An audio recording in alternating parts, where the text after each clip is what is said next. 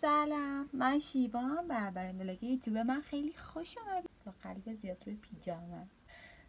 ساعت تقریبا 10 شبه و من فردا خونه دوستم دعوت شدم و تصمیم گرفتم که چیزکیک درست کنم، اونم برای اولین بار.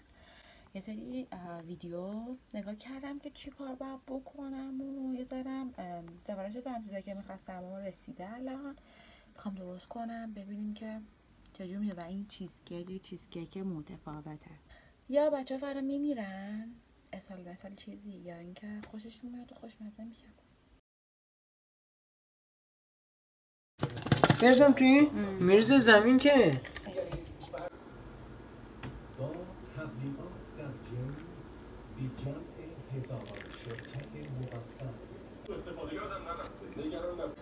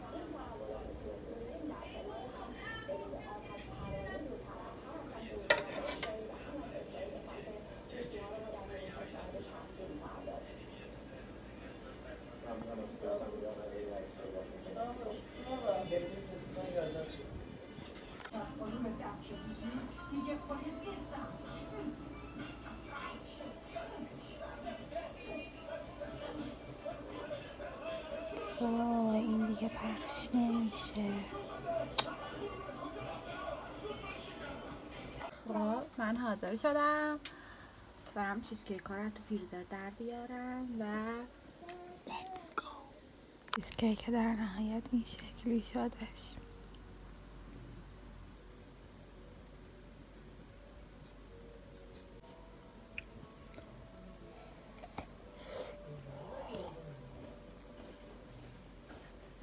خیلی خوشمزه شده.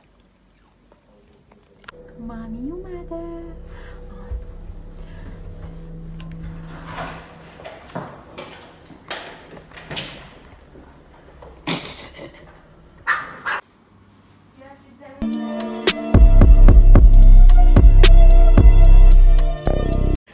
آبش در من این در نایمد. دیگه نمیتونم چیزکیک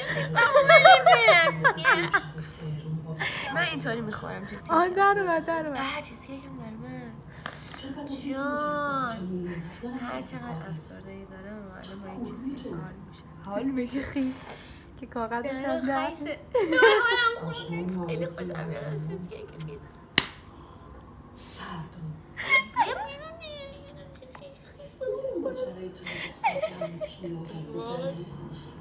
پوست میکنم چیزکیکمو. چیزکیک خیسی خورده بودی؟ نه اصلا حالم بده. با پوست میخورم.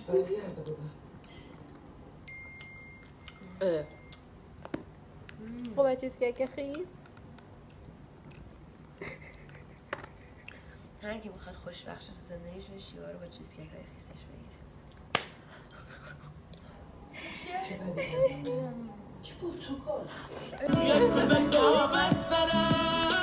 لش نکن زدم سیما خبر